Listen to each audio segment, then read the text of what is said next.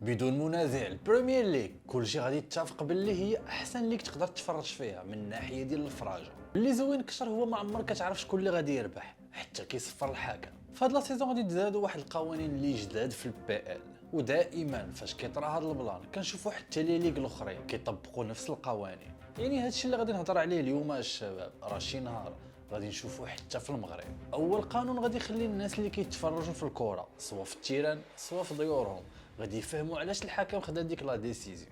في هاد لا سيزون الحكام غادي يوليو يقولوا لا ديسيزيون ديالهم علنا، يعني غادي نسمعوا شنو كيقول سواء في التيران وسواء في التلفازه. وكثر من هذا الشيء حتى لا بدل الراي ديالو في شي حاجه خاصو ضروري يقول علاش وقدام كل شيء باش بيان سور كل شيء يفهم. وهذا البلان الصحافه عجبهم الحال وهضروا عليه بزاف، حيت قالوا واخيرا غادي نقدروا نفهموا لي ديسيزيون ديال الحكام وماشي غير الصحافه.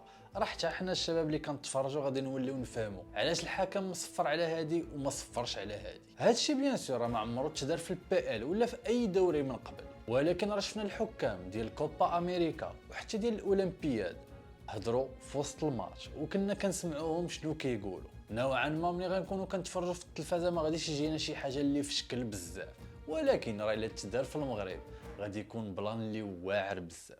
ولكن انت متفق معايا؟ ضرب ليا في ديك جام. القانون الثاني هو اي فرقه كتلعب في البي ال غادي يولي خصهم يصرحوا بالتشكيله ديال اللعابه اللي غادي يلعبوا بهم 75 دقيقه بلاصه 30 دقيقه. والسبب علاش داروا هذا الشيء غير باش يوليو الينيه مع الشامبيونز ليغ ومع كاع لي كومبيتيسيون اللي كتنظم اليوفا. والسبب الغير مباشر واللي كاع ما جبدوه هو الناس اللي كيلعبوا على الماتشات غادي يولي عندهم وقت كبر باش يعرفوا التشكيله ويقدروا يديروا داكشي ديالهم. ما بغيتش الشباب ندخل في لي ديتاي ولكن راه عارفكم فهمتوني علاش كنهضر.